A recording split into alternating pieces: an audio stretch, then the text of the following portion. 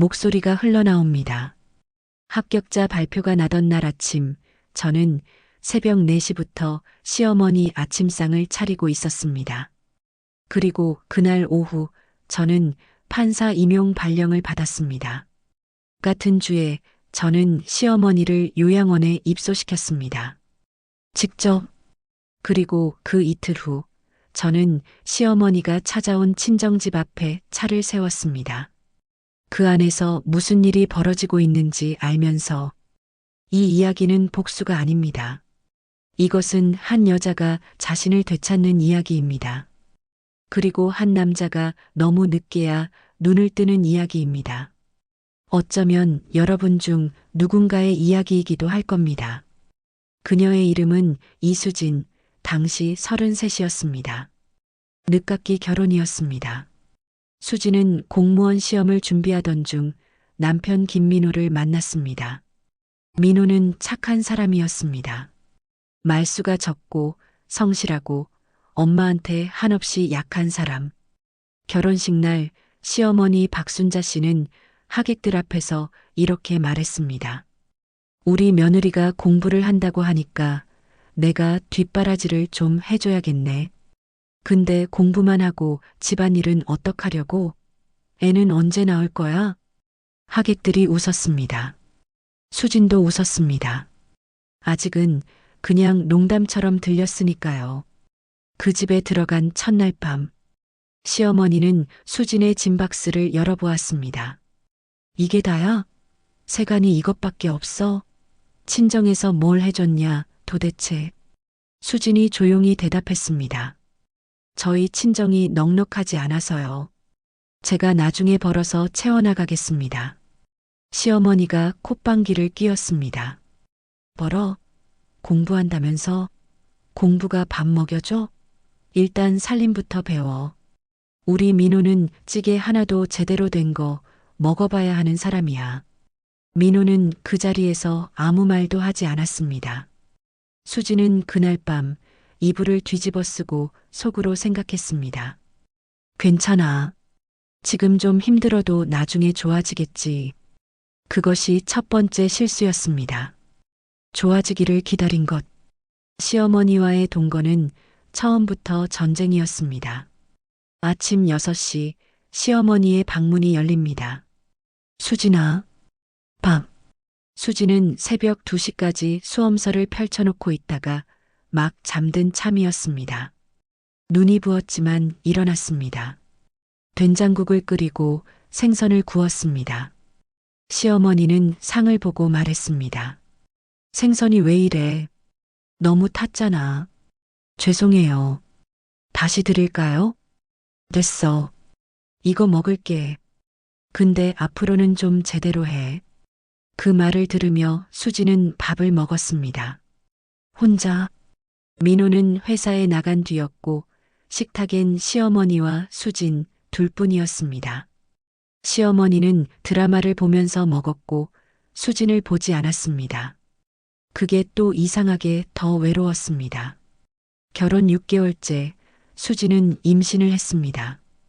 기쁜 소식을 민호에게 전했을 때 민호는 환하게 웃었습니다. 정말 잘 됐다. 엄마한테 말씀드리자. 시어머니의 반응은 달랐습니다. 공부는 어떡하려고? 수진이 대답했습니다.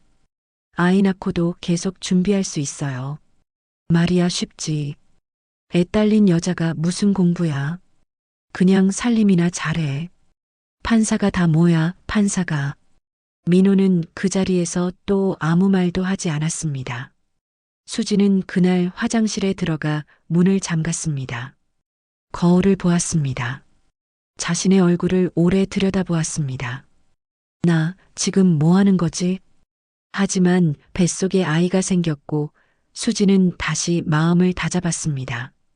내 아이를 위해서라도 이 집에서 버텨야 한다고. 아이가 태어났습니다. 딸이었습니다. 시어머니는 병실에서 아이를 잠깐 안아보고 말했습니다. 딸이네. 그게 전부였습니다. 축하도 수고했다는 말도 없었습니다. 산후조리는 수진이 혼자 했습니다. 친정어머니가 2주일을 와 계셨지만 시어머니의 눈치가 보여 한 달을 못 채우고 돌아가셨습니다. 그 뒤로 수지는 붓기도 채 빠지지 않은 몸으로 다시 부엌에 섰습니다. 민호는 수진의 등을 두드려주며 말했습니다. 고마워. 수진아, 나 알지? 내가 제일 소중해. 수진은 웃었습니다. 그 말이 그때는 진심처럼 들렸으니까요. 결혼 3년째 수진은 다시 공부를 시작했습니다. 아이가 낮잠을 자는 2시간, 밤에 아이가 잠든 후에 2~3시간. 그 틈틈이 법전을 펼쳤습니다. 시어머니는 수진이 책을 펼치는 것 자체를 싫어했습니다. 애는 자고 엄마는 공부야? 애가 깨면 어쩌려고. 낮잠 잘 자고 있어요, 어머니. 그러다 공부 못하면 탓하지 마. 애 낳고 공부하는 여자 못 봤어. 괜히 애한테 상처만 주지. 수지는 대꾸하지 않았습니다. 대꾸하면 더 길어진다는 걸 알았으니까요. 결혼 5년째 그 집에서 가장 큰 사건이 있었습니다. 시어머니의 무릎이 나빠졌습니다. 계단을 오르내리기 힘들어졌고 병원을 다녀야 했습니다. 민호는 회사 일이 바빴고 당연하다는 듯 수진이 시어머니를 모셨습니다. 매주 화요일과 목요일 정형외과, 한 달에 한 번 내과, 치료비는 민호의 카드로, 모시는 건 수진의 몸으로. 수진은 그의 시험에서 또 한 번 떨어졌습니다. 공부할 시간이 부족했습니다.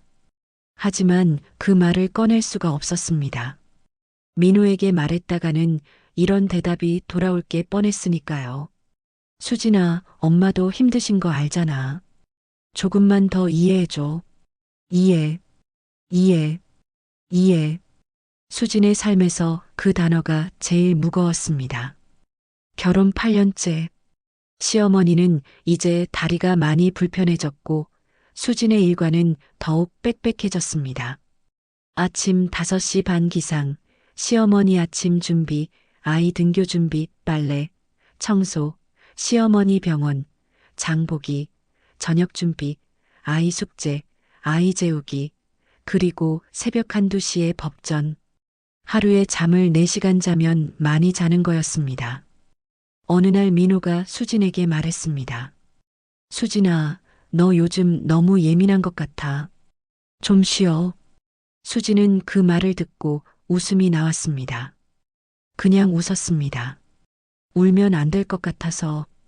응, 그럴게. 그날 밤 수진은 다이어리에 이렇게 썼습니다. 쉬어라고 했다. 언제? 어떻게? 나한테 그런 시간이 있기는 한 건가? 민호는 모른다. 진짜 아무것도 모른다. 결혼 10년째. 수진은 그의 처음으로 법원행정처 1차 시험을 통과했습니다.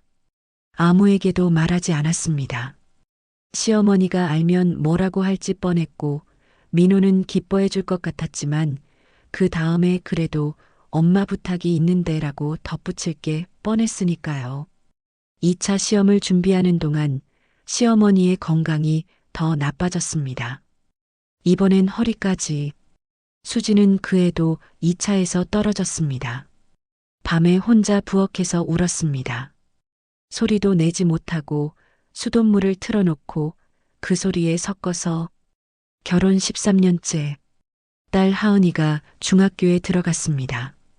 어느 날 하은이가 물었습니다. 엄마는 꿈이 뭐야? 수진이 잠깐 멈췄습니다. 엄마 꿈은? 시어머니가 옆에서 끼어들었습니다. 엄마 꿈은 너 잘 키우는 거야. 그게 엄마 꿈이잖아. 그렇지? 수진은 아무 말도 하지 않았습니다. 하은이는 그날 이후 그 질문을 다시 하지 않았습니다. 어쩌면 엄마의 표정을 읽었는지도 모릅니다. 결혼 15년째.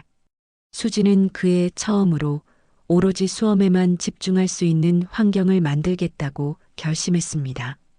딸 하은이가 고등학교에 입학하면서 기숙사에 들어갔습니다. 집이 조금 비어졌습니다. 그해 수진은 매일 새벽 2시에 자고 새벽 5시에 일어났습니다. 시어머니 아침을 차리고 식사가 끝나면 자신의 방 문을 잠갔습니다. 문을 잠그고 공부하는 것, 그게 수진이 스스로에게 줄 수 있는 유일한 경계였습니다. 그리고 그해 가을, 법원행정처의 발표 화면을 보던 수진의 눈에 자신의 이름이 들어왔습니다. 이수진. 그 자리에서 울지 않았습니다. 그 이름이 자신의 이름이 맞는지 3번을 더 확인했습니다. 그리고 천천히 창문을 열었습니다. 찬바람이 들어왔습니다. 15년이 걸렸구나. 그것이 전부였습니다. 드라마 같은 눈물도 환호도 없었습니다. 그냥 오래된 피로가 조금 내려앉는 느낌. 판사 발령 소식은 집안을 조용히 뒤흔들었습니다. 민호는 진심으로 기뻐했습니다. 그건 수진도 알았습니다. 민호는 수진을 사랑하는 사람이었으니까요. 다만 사랑과 행동이 따로 노는 사람이었을 뿐. 수진아, 정말 대단해. 내가 얼마나 자랑스러운지 알아? 수진이 조용히 웃었습니다. 15년 걸렸어, 민호야. 민호가 멈칫했습니다. 응, 알아. 힘들었지? 몰랐어? 민호가 아무 말도 못했습니다. 시어머니의 반응은 달랐습니다. 처음에는 아들을 통해 들었고, 처음 이틀은 아무 말도 안 했습니다. 그러다가 사흘째 저녁 수진이 밥상을 차리고 있을 때 말했습니다. 판사가 됐다고 이제 살림은 안 해도 되는 거야? 수진이 뒤돌아보았습니다. 제가 지금 밥상 차리고 있잖아요, 어머니. 말투가 왜 그래? 판사 됐다고 말을 그렇게 하는 거야? 그런 게 아니라 지금 하고 있다고요. 시어머니가 코웃음을 쳤습니다. 흥? 판사가 다 뭐야? 우리 아들 출세시키는 게 먼저지. 너 판사한다고 우리 민호 밥은 누가 챙겨? 민호가 옆에서 말했습니다. 어머니, 저 밥은 제가 챙겨 먹어도 돼요. 시어머니가 민호를 바라봤습니다. 눈이 가늘어졌습니다. 너도 이제 며느리 편이야? 편이 어딨어요? 그냥 현실적으로. 현실적으로? 너 장가가기 전엔 내가 다 했어. 그걸 잊었어? 민호가 입을 다물었습니다. 수지는 그 장면을 보면서 생각했습니다. 아, 또. 이 패턴을 수지는 15년 동안 보아왔습니다. 시어머니가 올라오면 민호가 입을 닫는 것. 그리고 다음 날이면 민호가 수진에게 조용히 말하는 것. 수진아, 그냥 좀 맞춰줘. 엄마가 원래 그런 사람이야. 하지만 이번에는 달랐습니다. 수진이 판사 발령을 받은 그날부터 뭔가가 수진 안에서 조금씩 달라지고 있었습니다. 그것은 분노가 아니었습니다. 분노는 오히려 뜨겁고 무너지기 쉽습니다. 수진 안에서 달라진 것은 더 차갑고 단단한 무언가였습니다. 더 이상은 안 되겠다. 그 생각이 조용히 뿌리를 내리고 있었습니다. 발령 후 2달째 시어머니는 수진이 출근하는 것을 노골적으로 불편해했습니다. 남편은 집에 있고 아내가 출근해? 세상이 거꾸로 됐어. 민호는 재택근무로 일하고 있었습니다. 작은 회사의 회계 담당. 나쁜 것도 아니었지만 시어머니 눈에는 아들이 집에 있고 며느리가 법복을 입고 나가는 게 모양이 안 좋았던 겁니다. 어머니, 요즘은 그런 시대가 아니에요. 내가 그 시대 이야기를 하는 게 아니야. 집이 돌아가야 한다는 거야. 아이는, 살림은 다 어떡하려고. 하은이는 대학생이고요. 살림은 저랑 민호가 같이 해요. 흥? 민호가 뭘 해? 그 손이 살림손이야? 그 말이 결정적이었습니다. 수지는 그 자리에서 처음으로 속으로 결론을 내렸습니다. 이 집에서, 이 구조에서 빠져나가야 한다. 그날 밤 수지는 민호에게 처음으로 제대로 이야기를 꺼냈습니다. 민호야, 우리 분리해서 살아야 할 것 같아.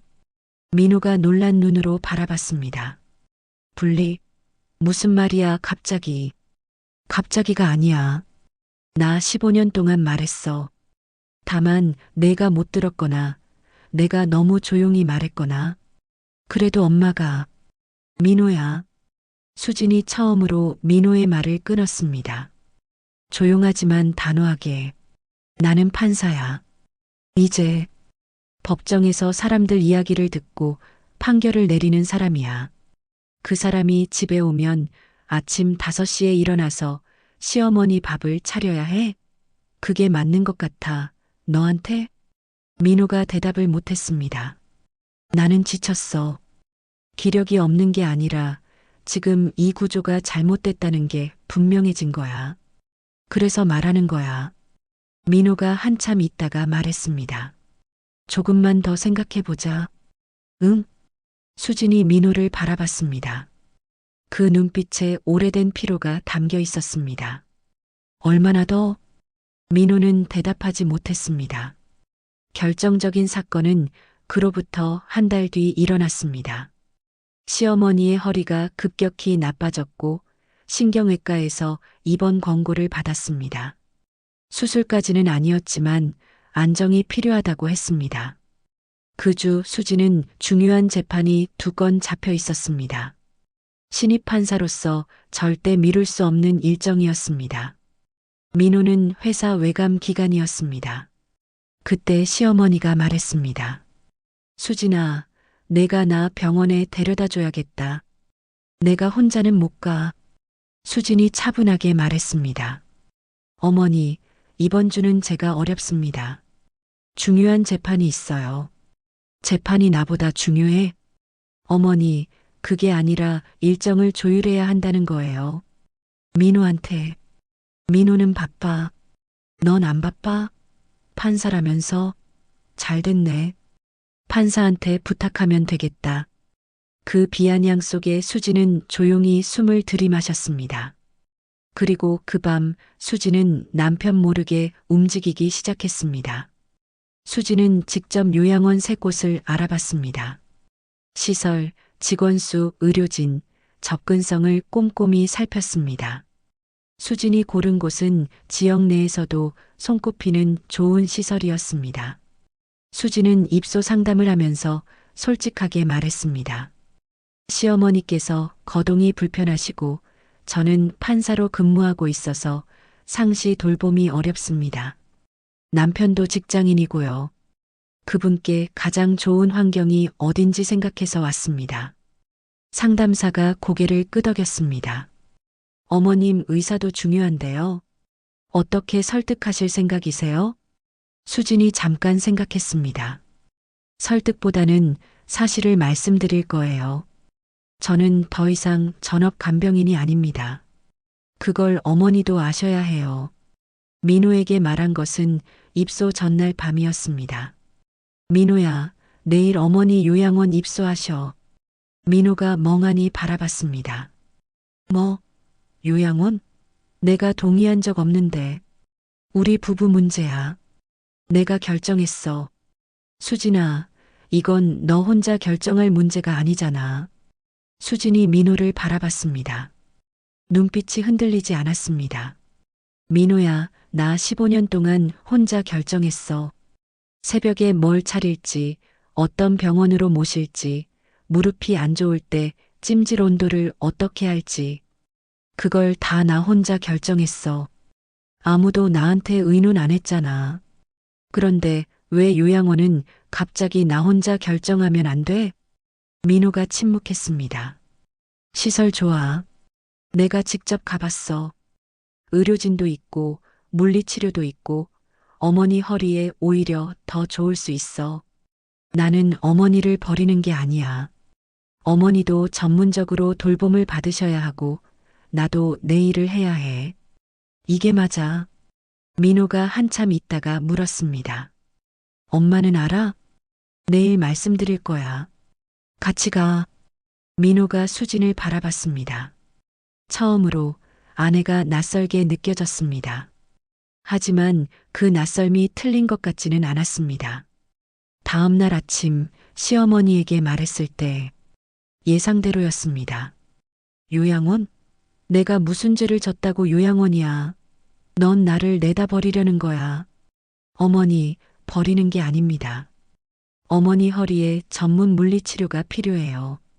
거기 가시면 닥쳐. 민호야. 인연이 나를 요양원에 쳐넣으려고 해. 넌 가만히 있을 거야? 민호가 힘겹게 입을 열었습니다. 어머니, 수진이 말이 맞아요. 지금 수진이 직장도 있고 저도 외감 기간이라. 그러니까 외감 기간이면 엄마는 버려도 된다는 거야. 수진이 차분하게 말했습니다. 어머니, 저는 어머니를 15년 동안 모셨습니다. 이제 어머니도 더 좋은 환경에서 전문적인 케어를 받으실 자격이 있어요. 이건 포기가 아니라 더 나은 선택입니다. 시어머니가 수진을 쏘아봤습니다. 그날 시어머니는 결국 입소했습니다. 소리를 지르고 울고 민호 이름을 불렀지만 수진은 끝까지 흔들리지 않았습니다. 차에 돌아오는 길 민호가 조용히 물었습니다. 수진아, 너 많이 힘들었지? 수진이 운전대를 잡으며 말했습니다. 응. 15년 동안. 요양원 입소 후 사흘째. 시어머니는 요양원에서 민호에게 전화를 했습니다. 민호야, 나 여기 못 있겠어. 사람들이 나한테 이상하게 해. 데려가. 민호가 수진에게 말했습니다. 수진이 말했습니다. 어떻게 이상하게 했는데? 그건 모르겠는데 엄마가 싫다고 하니까. 민호야, 적응 기간이야. 어머니가 원래 낯선 환경에 예민하시잖아. 일주일만 지켜보자. 민호가 고개를 끄덕였습니다. 어렵게. 그런데 그날 저녁 수진의 친정 어머니에게서 전화가 왔습니다. 수진아, 박 씨가 와 있어. 시어머니. 수진이 멈췄습니다. 지금요? 응, 1시간 됐어. 들어와서는 나한테 엄청 뭐라고 하는데 수진아, 빨리 와. 수진이 전화를 끊고 민호를 바라봤습니다. 민호야, 어머니가 요양원을 탈출해서 우리 친정집에 가 계셔. 민호가 눈이 커졌습니다. 뭐? 수진이 차 키를 들었습니다. 같이 가. 밤. 주택가 골목. 수진과 민호가 탄 차가 친정집 앞에 섰습니다. 집안에서 시어머니의 목소리가 밖까지 들렸습니다. 당신이 딸을 어떻게 키웠길래 시어머니를 요양원에 쳐넣어. 당신 딸이 내 아들을 홀려서 나를 버린 거야. 수진의 친정어머니 목소리가 들렸습니다. 떨리고 있었습니다. 아니, 그게 무슨 말씀이세요? 수진이가 그렇게 고생을 했는데. 고생? 고생? 내 집에서 밥 먹고 잠자면서 무슨 고생이야. 그 아이가 판사 된 게 누구 덕이야. 내가 봐줬으니까 공부를 했지. 차 안에서 그 말을 듣는 수진의 얼굴. 눈빛이 매우 조용해집니다. 민호가 말했습니다. 수진아, 내가 먼저 들어갈게. 아니. 수진이 차 문을 열었습니다. 내가 들어갈게. 현관문이 열렸습니다. 수진이 들어왔습니다. 거실에는 시어머니가 서 있었고 수진의 친정어머니는 소파에 앉아 얼굴이 하얗게 질려 있었습니다. 수진의 친정어머니가 수진을 보자마자 일어섰습니다. 수진아. 시어머니가 수진을 보자마자 목소리를 높였습니다. 어디서 나타나? 내가 나를 요양원에 쳐넣어 놓고 나를 뭐로 보는 거야? 나이 먹은 사람을. 수진이 조용히 말했습니다. 어머니, 일단 앉으시죠. 앉으라고? 내가 왜 내 말을 들어야 해? 너 같은 년한테. 친정어머니가 소리쳤습니다. 박 씨, 그 말이 무슨 말이에요, 지금. 그 순간이었습니다. 시어머니가 갑자기 수진에게 달려들었습니다. 시어머니의 손이 뻗어 수진의 머리카락을 움켜쥐었습니다. 인연이, 내가 감히 나를 요양원에. 수진이 균형을 잃고 비틀거렸습니다. 머리카락이 잡힌 쪽으로 고개가 꺾였습니다. 통증이 왔습니다. 친정어머니가 비명을 질렀습니다. 이게 무슨 짓이에요? 나요. 민호가 뛰어들어오며 소리쳤습니다. 어머니, 시어머니에게 머리채를 잡힌 채 서 있는 수진의 얼굴. 고통이 있었습니다. 하지만 그 얼굴에서 놀람은 없었습니다. 오히려 이상할 정도로 조용했습니다. 시어머니는 손을 놓으며 외쳤습니다. 이 집 딸년이 우리 집안 망하게 하고 있어. 내 아들 잡아먹는 년. 판사 됐다고 나를 버려. 내가 15년을 참았어. 이 집 딸 하나 믿고. 그런데 이게 뭐야? 민호가 시어머니를 붙잡았습니다. 시어머니는 계속 소리를 질렀습니다. 수진이 판사 된 거 내 덕이야. 내가 살림 봐줬으니까 공부한 거야. 그 은혜를 이렇게 갚아? 이 집 딸한테 내가 뭘 잘못했어. 나한테 왜 이래? 수진이 넘어지지 않으려 벽에 손을 짚었습니다. 머리가 아팠습니다.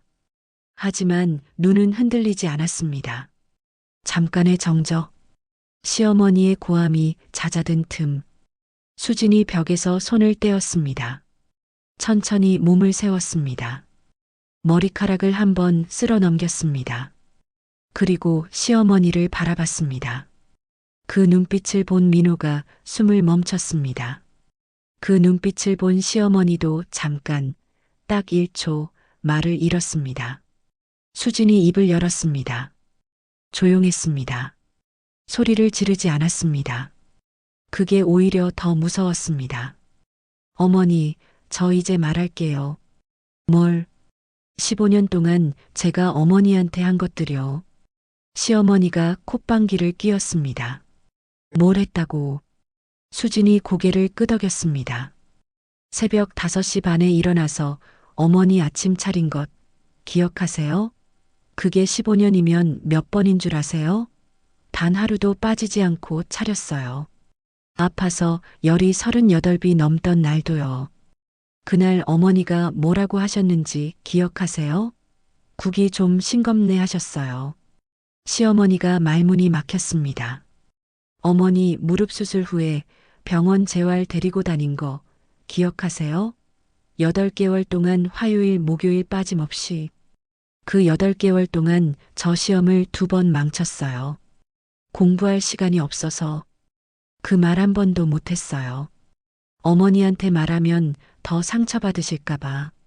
수진의 목소리는 떨리지 않았습니다. 어머니가 딸 낳았다는 말 처음 들었을 때 뭐라고 하셨는지 기억하세요? 아무 말씀 안 하셨어요. 축하도 수고했다는 말도. 저 그때 산후 몸으로 다음 날부터 다시 부엌에 섰어요. 친정어머니가 소파에서 눈물을 닦았습니다. 어머니가 제 공부 덕분에 판사 됐다고 하셨는데요. 어머니, 저 그 15년 동안 하루에 몇 시간 잤는지 아세요? 공부하는 날은 4시간이요.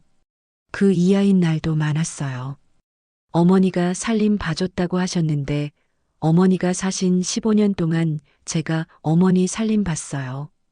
제 살림 봐주신 분은 아무도 없었어요. 시어머니의 얼굴이 굳어졌습니다. 그리고 오늘 어머니가 제 머리카락을 잡으셨어요. 수진이 시어머니를 똑바로 바라봤습니다. 저는 판사예요. 법정에서 사람들한테 공정하게 판결하는 사람이에요. 그 사람이 자기 집에서 시어머니한테 머리채를 잡혀요. 어머니, 이게 맞는 건가요? 시어머니가 입술을 달싹였지만 말이 나오지 않았습니다. 저는 어머니를 버린 게 아니에요. 어머니를 좋은 시설에 모신 거예요. 어머니 허리에 전문 치료가 필요하고 저는 제 일을 해야 하고 그게 현실이에요. 그 현실을 말씀드리는 게 잘못인가요? 긴 침묵. 저는 이 집 며느리로서 할 수 있는 걸 다 했어요. 15년 동안. 이제 저도 한 사람으로서 살아야 해요.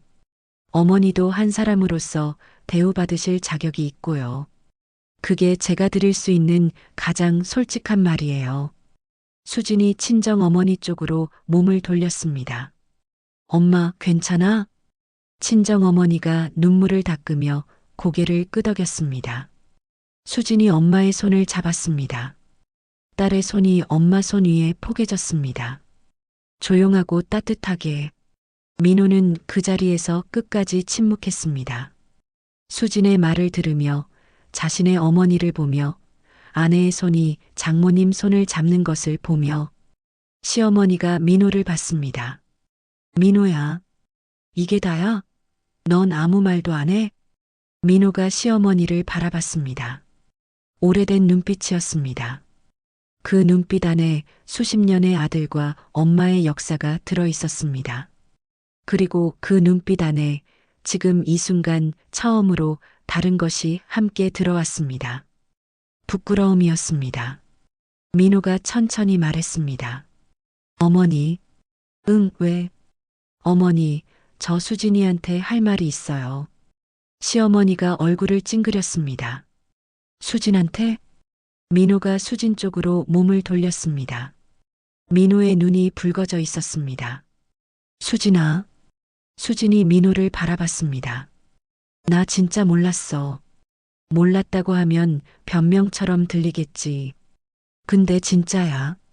내가 새벽에 몇 시에 일어나는지, 잠을 얼마나 자는지, 시험을 왜 그렇게 여러 번 봤는지. 나는 그냥 힘들었겠지만 생각하고 살았어. 옆에 있으면서도 안 봤어. 민호의 목소리가 흔들렸습니다. 미안해. 수진이 민호를 바라봤습니다. 어머니한테도 드릴 말씀이 있어요. 민호가 시어머니를 돌아봤습니다. 시어머니가 민호를 바라봤습니다. 무슨 말이 나올지 모르는 눈빛으로 어머니, 저 어머니 아들이에요. 어머니 사랑해요. 그건 변하지 않아요. 시어머니의 눈가에 뭔가가 맺혔습니다. 근데 어머니, 저 오늘 처음으로 이 말 드릴게요. 민호가 깊게 숨을 들이마셨습니다. 수진이 머리채 잡은 거 잘못됐어요. 시어머니가 굳었습니다. 뭐? 어머니가 수진이한테 그렇게 하면 안 돼요. 제 아내예요. 15년 동안 어머니 모셨어요. 그 사람이 머리채를 잡혀야 할 이유가 없어요. 민호야, 그년이 나를. 어머니. 민호가 처음으로 어머니의 말을 끊었습니다. 그 집에서 민호가 어머니의 말을 끊은 건 그게 처음이었습니다. 수십 년 만에.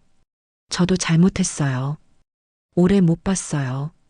수진이가 힘들다고 신호를 보내는데 제가 외면했어요. 어머니가 수진이한테 뭔가 하실 때마다 제가 막아야 했는데 못했어요. 그게 저한테 제일 큰 잘못이에요. 민호가 수진을 바라봤습니다. 수진아, 이제 내가 막을게. 늦었지만. 수진이 민호를 바라봤습니다. 오래 바라봤습니다. 그 눈에 천천히 뭔가 차올랐습니다. 시어머니가 소리를 높이려다 멈췄습니다. 아들의 눈빛이 달랐습니다.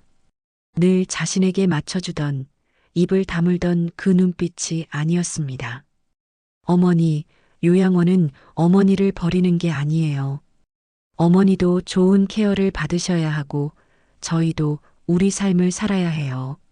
어머니를 돌볼 의무는 저한테도 있어요. 수진이한테만 맡기면 안 됐어요. 그것도 제 잘못이에요.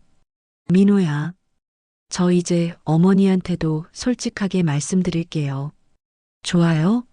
더 잘 모실게요. 자주 찾아갈게요. 전화도 자주 드릴게요. 근데 수진이한테 이런 일이 또 생기면 저 더 이상 그냥 있지 않을 거예요. 시어머니가 아들을 오래 바라봤습니다. 그리고 처음으로 소리를 지르지 않았습니다. 시어머니가 소파에 주저앉았습니다. 어깨가 작아졌습니다. 나도 무서웠어. 늙는 게, 버려지는 게. 긴 침묵. 수진이 시어머니를 바라봤습니다. 그 어깨가 처음으로 늙어 보였습니다. 두렵고 외로운 노인의 어깨로.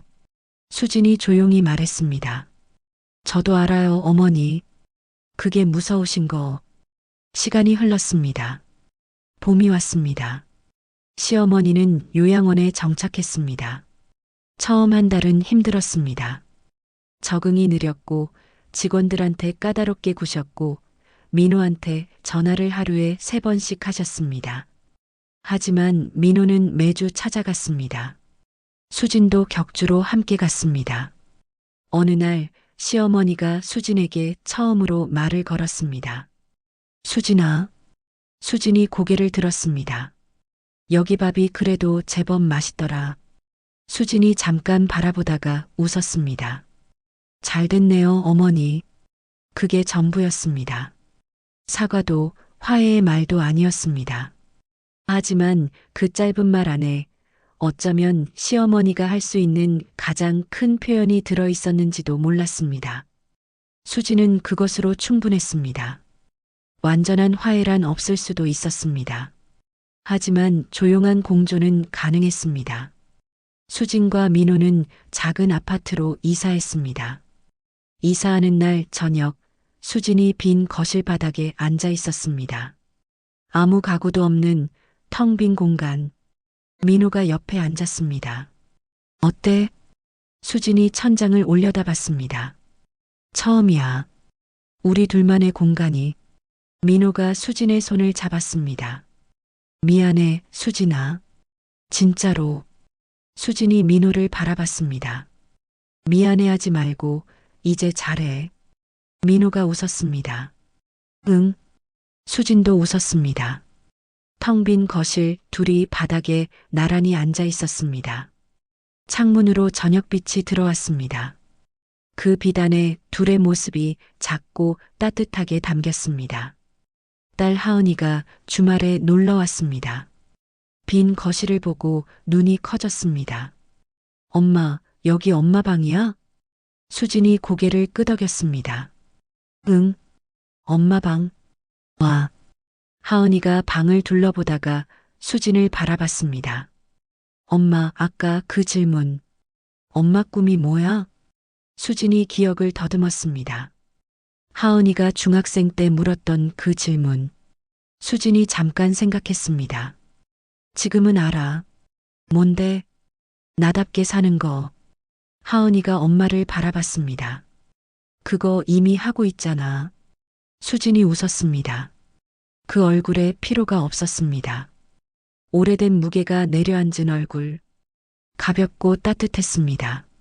저는 이 이야기를 끝내며 생각합니다. 고생이 자랑이 되는 시대가 있었습니다. 참는 것이 미덕이고 희생이 사랑의 증거였던 시대.